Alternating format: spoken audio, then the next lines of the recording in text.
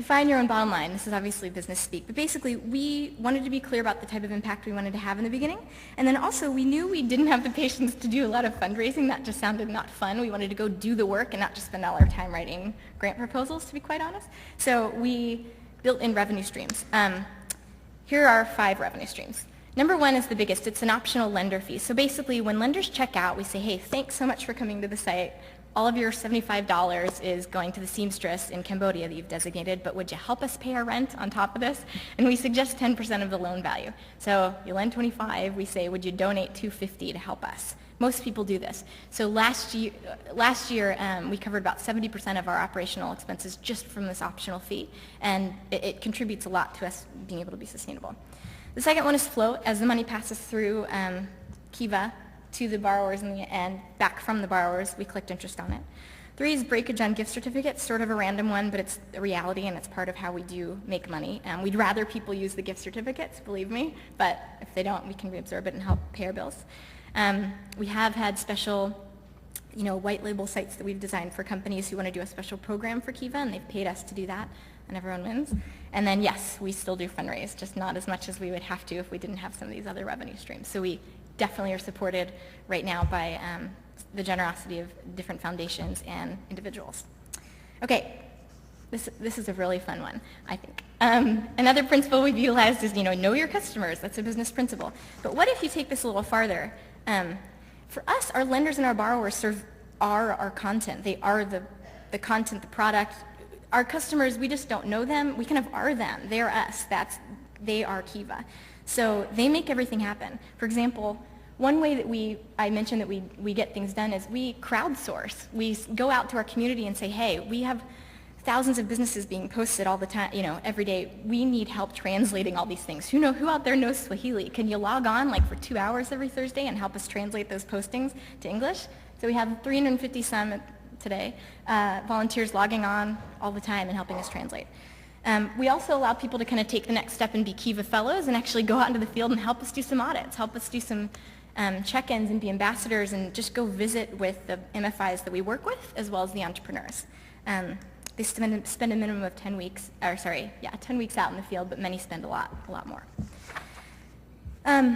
So another way that we sort of know our customers and have benefited from them and that they've helped co-create Kiva is through the press. We've had great press, and something I want to point out here is we didn't go up and down Sand Hill Road out in Silicon Valley and do, pitch to venture capitalists. We had our first big break actually was through a huge blog in November of 2005. We had just started. We had maybe a dozen businesses on the site at that point, and 2 of the 3 largest blogs in the world wrote about us in November of 2005. And suddenly our site was completely flooded. All the businesses had money raised for them, and we were overwhelmed with traffic. Suddenly tens of thousands of people were coming to the site, and we didn't know tens of thousands of people, but it was because of the blogs. So a lot of the blogs and a lot of the press out there that is written about Kiva has helped create our brand, and we're really okay with that. We're okay with allowing other people to, as I said, co-create Kiva. So for example, other independent communities have cropped up, and we just give them our blessing and empower them as much as we can. So Kiva Friends is a community that it's totally apart from Kiva, but a bunch of wonderful, loyal fans have kind of built this up, and there are amazing things that they're actually doing on the site to catalyze action and empower people and kind of create a community. Another example is Kivapedia. We didn't do this.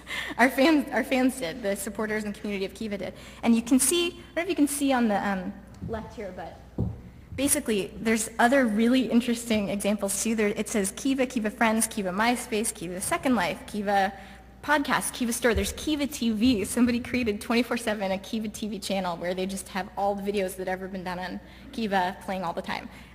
Some really interesting stuff. And if we were an organization that said, no, we own our brand, check with us first, you can only use this logo in this way, this wouldn't have happened. And so we're very open about, we try to be open source about as much as we can, and very much like a Wikipedia, we want this to be an internet public good. We want it to be something that everybody's creating together. There's Facebook apps, all sorts of Facebook applications, and a causes link and things like that are going on there. What's important to say here? The internet is just radically changing the way that we, everybody, can do human rights and grassroots mobilization and be activists and create movements and communities ourselves. Each person on the Kiva side has a story of their own, whether they're a lender or a borrower at the moment. And we've heard some of our lenders say, I feel like my own Bill Gates Foundation, when maybe they have $200 circulating in the system, but they feel ownership and they feel a part of it, and that's the truth. They are owning it and creating it.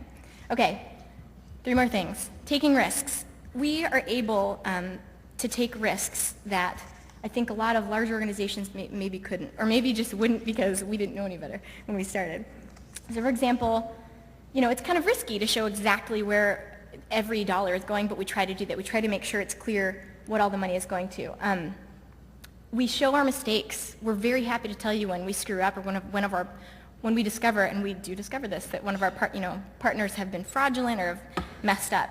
So we show you. We make sure that that's clear. We're very okay with making mistakes, and we found that our community of lenders and others, they're okay with that too.